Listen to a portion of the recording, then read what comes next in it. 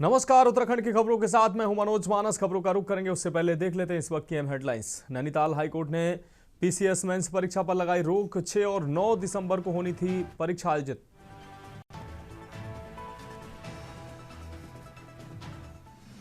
उत्तराखंड में एसआईआर के लिए रोजाना 30 घर तक जाएगा एक बीएलओ। निर्वाचन आयोग ने राष्ट्रीय राजनीतिक दलों से बीएलए नियुक्त करने की भी अपील की। 8 दिसंबर को उत्तराखंड हॉकी डेम चैन ट्रायल नॉर्थ जोन चैंपियनशिप के लिए हल्द्वानी में होगा आयोजन। उत्तराखंड में 3 नई हेली सेवा हो रही है शुरू। देहरादून से टिहरी, श्रीनगर और गौचर तक भरेंगी उड़ान। पौड़ी गढ़वाल में आदमपुर गुलदार को मारने के आदेश। कैमरा ट्रैप और ड्रोन से होगी निगरानी। और उत्तराखंड में आज से बदलेगा मौसम। भारी बारिश, आपको बता दें बारिश बर्फबारी के आसार। ठंड में भी होगा इजाफा।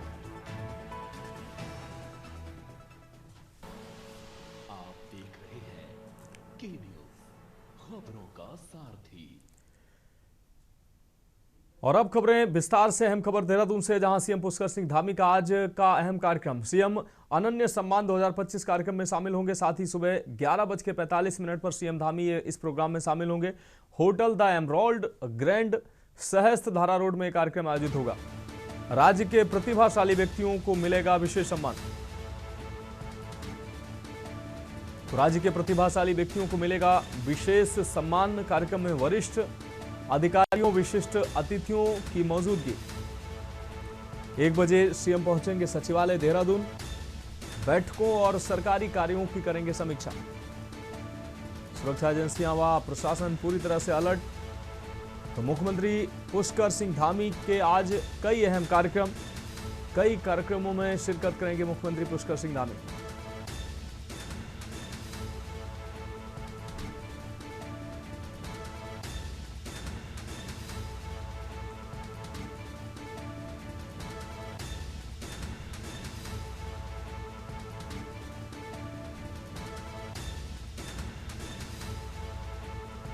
बैठकों और सरकारी कार्यों की करेंगे समीक्षा। सुरक्षा एजेंसियां व प्रशासन पूरी तरह से अलर्ट। तो देहरादून से अहम खबर। सीएम पुष्कर सिंह धामी के आज कई कार्यक्रमों में शिरकत करेंगे मुख्यमंत्री Pushkar Singh Dhami.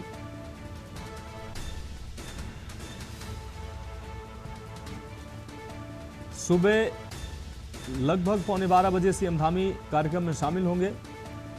Hotel the emerald grand सहस्त्र धारा रोड में आयोजित होगा कार्यक्रम।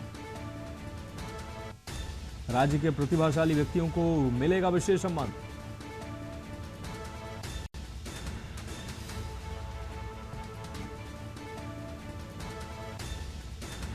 एक बजे सीएम पहुंचेंगे सचिवालय देहरादून। बैठक में सरकारी कार्यों की करेंगे समीक्षा।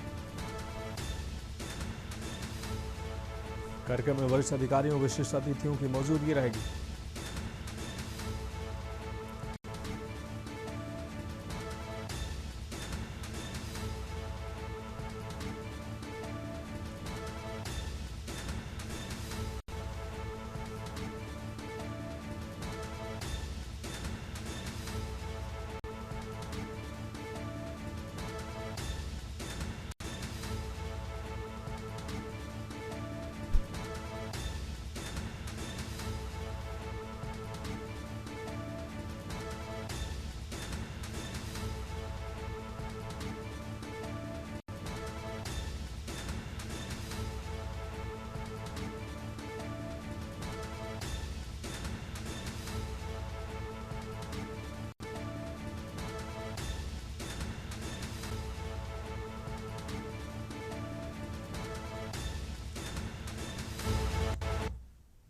अब बढ़ेंगे अगली खबर की ओर। देहरादून से अहम खबर। उत्तराखंड में प्री एसआईआर गतिविधियां शुरू हुई हैं। आगामी विशेष गहन पुनरीक्षण की तैयारियां तेज। मतदाताओं की सुविधा के लिए चल रहा अभियान।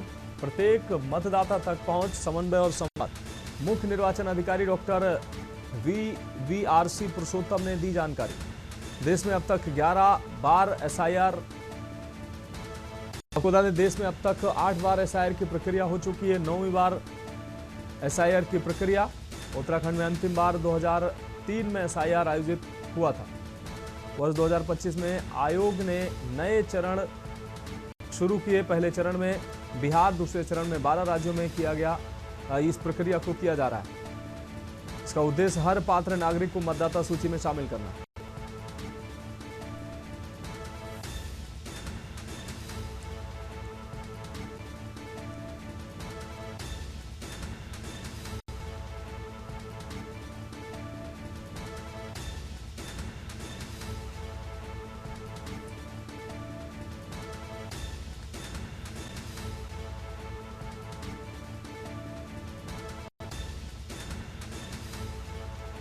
तो उत्तराखंड, देहरादून से अहम खबर। उत्तराखंड में प्री SIR प्रक्रिया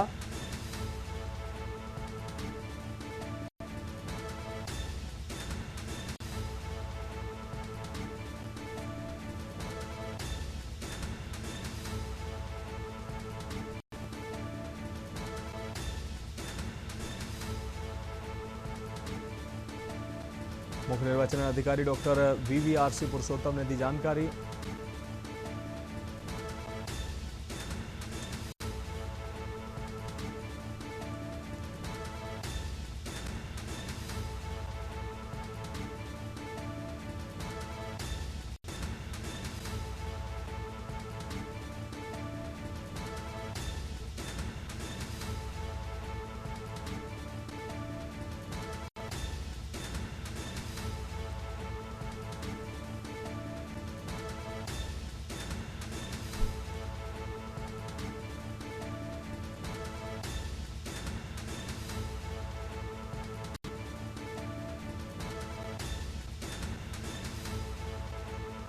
तो उत्तराखंड में प्री SIR गतिविधियां शुरू।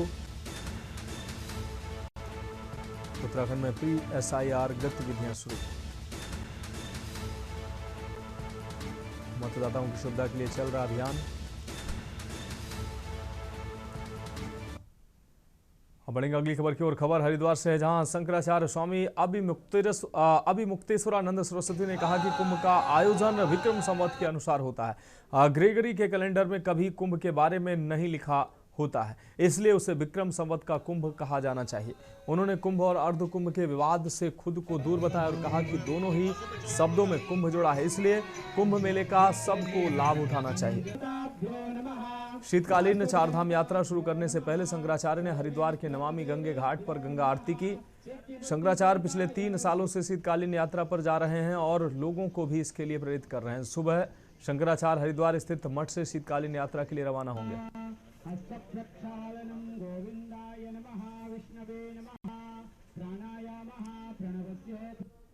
में बढ़ चढ़ करके भाग ले रहे हैं।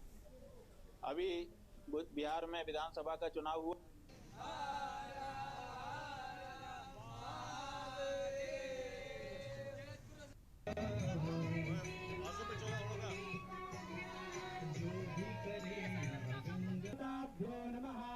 वासुदेवताभ्यो नमः, सर्वेभ्यो देवेभ्यो नमः, सिद्धि बुद्धि सहिताय श्री। सेल्फी मत लेना भैया।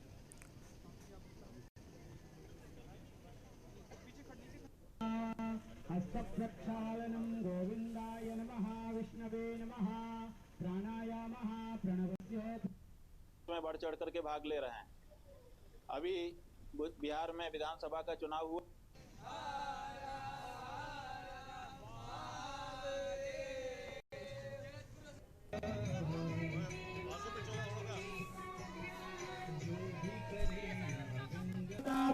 कि 2027 में कुंभ नहीं हो सकता, क्योंकि 2027 जो है ये ग्रेगरी की गणना है, ईसाइयों की गणना है, और ईसाइयों की गणना में कुंभ जैसी चीज होती नहीं। ग्रेगरी ने कभी भी अपने कैलेंडर में कुंभ होगा ऐसा कुछ निरूपण किया नहीं है, इसलिए कुंभ 2027 में हो नहीं सकता है। इसलिए 2027 और कुंभ इनको साथ साथ रख करके चलना सही नहीं है।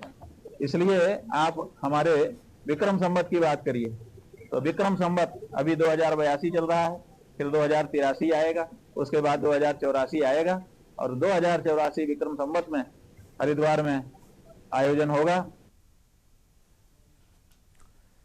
बढ़ेंगे अगली खबर की ओर। खबर देहरादून से, जहां चकराता क्षेत्र में गर्भवती महिला से दुष्कर्म के मामले में दून पुलिस ने तेजी दिखाते हुए आरोपी मुकेश चौहान को गिरफ्तार कर लिया है। पीड़िता की तहरीर पर दर्ज हुए मामले की विवेचना राजस्व पुलिस से नियमित पुलिस को हस्तांतरित होने के बाद एसएसपी देहरादून के निर्देश पर विशेष टीम का गठन किया गया। पुलिस ने मुखबिर की सूचना पर सर्विलांस की मदद से आरोपी को लाखा मंडल पुल के पास से दबोच लिया। आपको बता दें, पुलिस आगे की कार्रवाई में फिलहाल जुटी हुई है।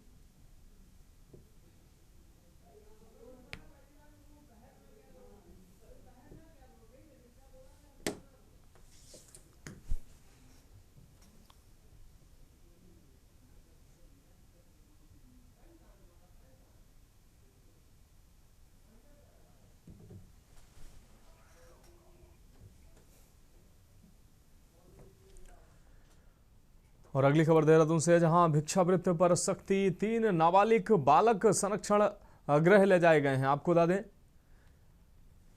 बाल कल्याण समिति को सौंपे गए हैं।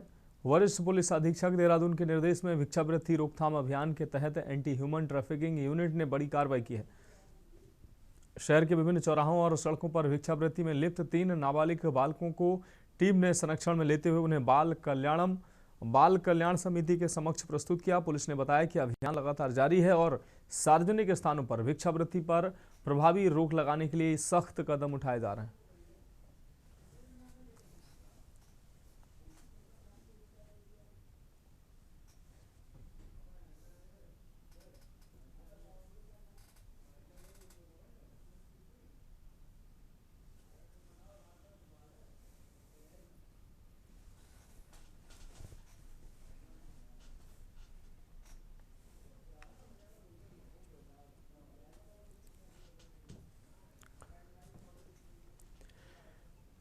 अब बढ़ेंगे अगली खबर की ओर। खबर देहरादून से, जहां कृषि मंत्री गणेश जोशी ने विभागीय अधिकारियों के साथ बैठक में राज्य में उत्पादित फसलों के निर्यात को मजबूत करने के लिए बड़ा कदम उठाया है।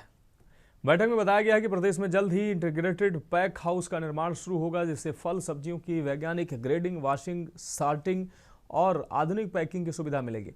मंत्री जोशी ने कहा कि इस पैक हाउस के बनने से किसानों की फसलों की गुणवत्ता, बाजार में प्रतिस्पर्धा और निर्यात तीनों में बड़ा सुधार होगा, जिससे किसानों की आय में सीधा लाभ पहुंचेगा। बैठक में मिलेट उत्पादन बढ़ाने, चौबटिया रिसर्च सेंटर को जल्द शुरू करने और उद्यान विभाग में 415 मालियों की भर्ती प्रक्रिया तेज करने के निर्देश भी दिए गए हैं। ड्रैगन फ्रूट उत्पादन और विभागीय योजनाओं के प्रभावी क्रियान्वयन पर भी विशेष जोर दिया गया है।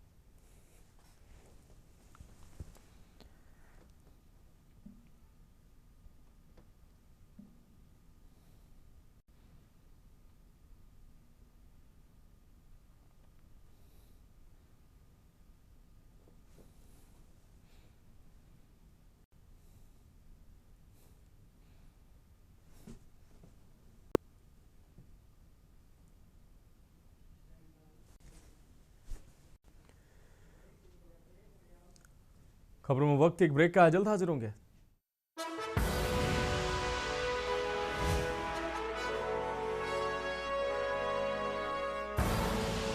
आप देख रहे हैं के न्यूज, खबरों का सारथी। ब्रेक के बाद उत्तराखंड की खबरों में एक बार फिर से आपका स्वागत है। खबर देहरादून से, जहां भारत निर्वाचन आयोग द्वारा जारी दिशा निर्देशों के बाद अब उत्तराखंड राज्य में प्री एसआईआर गतिविधियां शुरू कर दी गई हैं। इस चरण में आगामी विशेष गहन पुनरीक्षण को लेकर प्रारंभिक तैयारियां की जाएंगी। साथ ही एसआईआर के दौरान मतदाताओं को भी किसी प्रकार की असुविधा न हो, इसको देखते हुए हर व्यक्ति, हर मतदाता तक पहुंचने की कोशिश होगी। मुख्य निर्वाचन अधिकारी डॉक्टर BVRC पुरुषोत्तम ने बताया कि भारत निर्वाचन आयोग द्वारा अलग अलग सालों में इससे पहले 11 बार, आपको बता दें, गहन पुनरीक्षण कार्य क्रम देश भर में संपादित किया जा चुका है। उन्होंने बताया कि उत्तराखंड में साल 2003 में एसआईआर किया गया था। आयोग द्वारा पहले चरण में बिहार और दूसरे चरण में 12 राज्यों में एसआईआर की प्रक्रिया चल रही है। इस पूरी प्रक्रिया के पीछे आयोग का उद्देश्य हर पात्र मतदाता को सूची में शामिल करना है।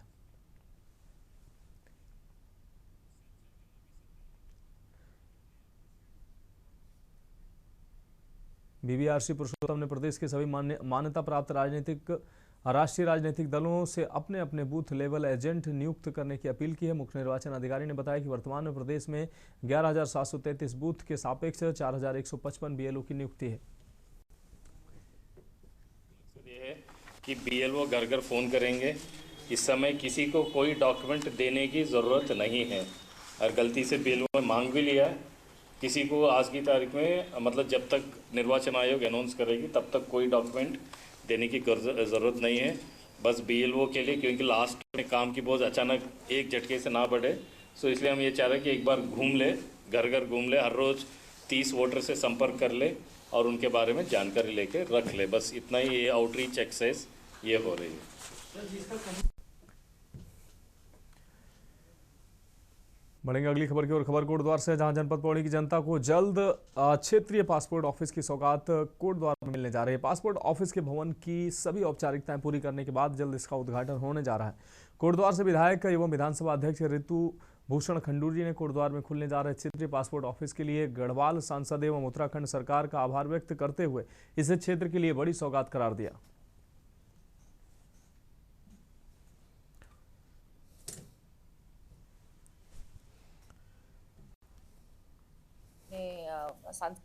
कि उन्होंने पासपोर्ट ऑफिस खोलने का निर्णय लिया। आवश्यकता है कोटद्वार के लोगों के लिए, कोटद्वार के अगल बगल जो हमारी विधानसभाएं हैं, चाहे वो लेंसीडाउन हो, चौबट्टा खाल हो, यमकेश्वर हो, सबको सुविधा होगी, आम जनता को सुविधा होगी।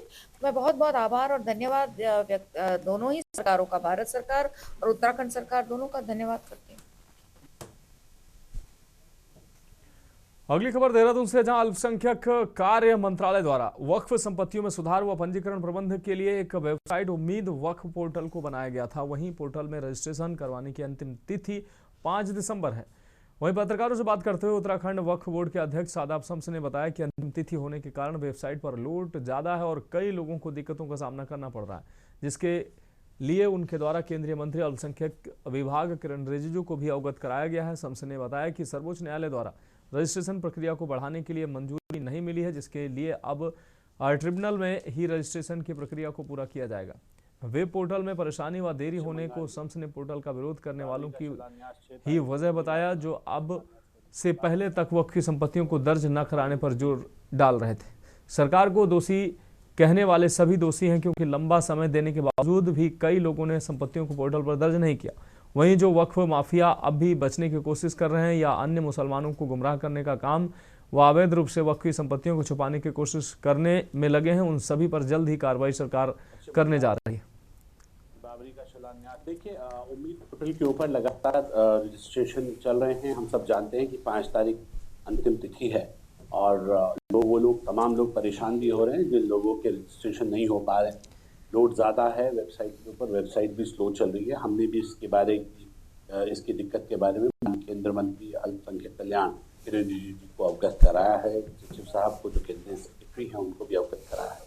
दिक्कतें हैं, लेकिन जिस तरह से अभी हमने देखा है कि सर्वोच्च न्यायालय, कुछ लोग गए थे और वहाँ से समय बढ़ाने के लिए सर्वोच्च न्यायालय ने मना कर दिया है और कहा है कि अब आप ट्रिब्यूनल में जाएं और ट्रिब्यूनल में ही अब आपका रजिस्ट्रेशन किया जाएगा। तो उत्तराखंड का वक्फ ट्रिब्यूनल में एक पद खाली है, जो उसका कोरम है वो इनकम्प्लीट है।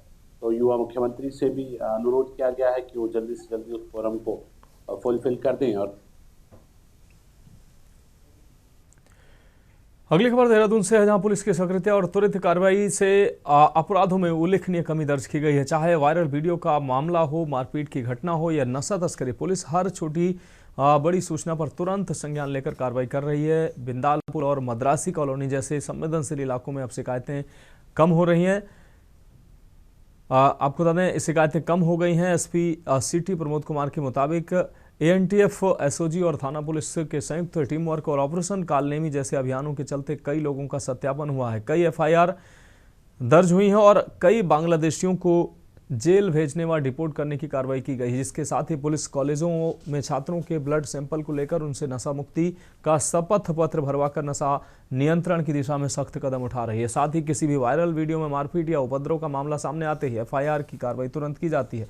भारी लोगों की आवाजाही वाले मिक्स्ड पॉपुलेटेड क्षेत्रों में भी व्यापक सत्यापन किया जा रहा है, वो अभी भी जारी है, जहां ICJS नेट ग्रिड और अन्य टूल्स का प्रयोग कर संदिग्धों का इतिहास, आपराधिक इतिहास खंगाला जा रहा है और सामने आते ही तत्काल रूप से विधिक कार्रवाई की जा रही है। आपने देखा होगा कि देहरादून पुलिस के द्वारा बड़ी तत्परता से जो भी छोटे से छोटा मामला संज्ञान में आता है, चाहे कोई वीडियो वायरल का होता है या ही कोई मारपीट का मामला होता है, तो तत्काल उस पर संज्ञान लिया जाता है और विधिक कार्रवाई तत्काल की जाती है। और इसी का कारण है कि जो इस प्रकार के जो वीडियो वायरल होते थे, मारपीट के मामले सामने आते थे, नशा तस्करी के मामले सामने आते थे या नशाखोरी के मामले सामने आते थे, तो उस पर काफ़ी हद तक हम लोगों ने ब्रेक लगा लिया है।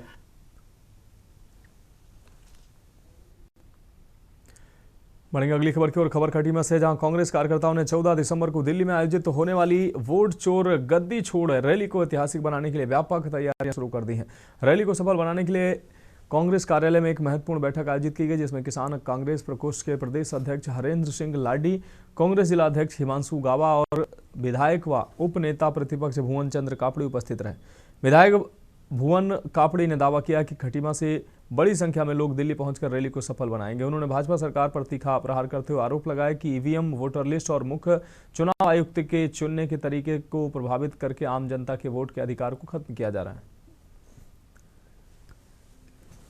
चाहे वो किसान है, चाहे मजदूर है, चाहे व्यापारी है, सबको ही सरकार, यहाँ की बीजेपी सरकार और सेंटर की लूट रही है। इसी को हमने देखा कल से कि इतनी संख्या में लोग यहाँ से जाएंगे और हर वर्ग के, क्योंकि हिंदुस्तान में राहुल गांधी जी का नारा एक ही है, भारत जोड़ो, और इनका नारा एक ही है, भारत तोड़ो।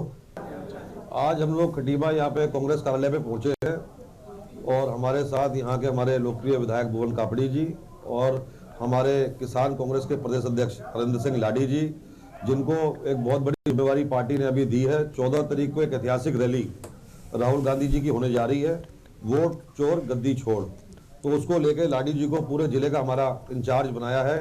इन्हीं की रेख देख में सारी बसें और गाड़ियां यहाँ पूरे जिले से जाएंगी। उसी क्रम में आज खटीमा में बैठक है।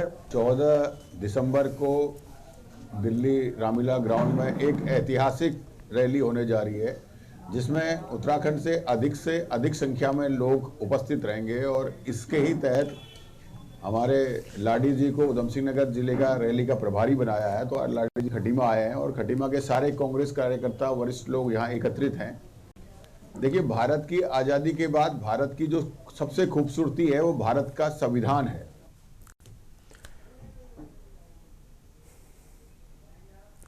फिलहाल खबरों में अभी के लिए मेरे साथ इतना ही। मुझे दीजिए इजाजत और आप देखते रहिए के न्यूज़ इंडिया।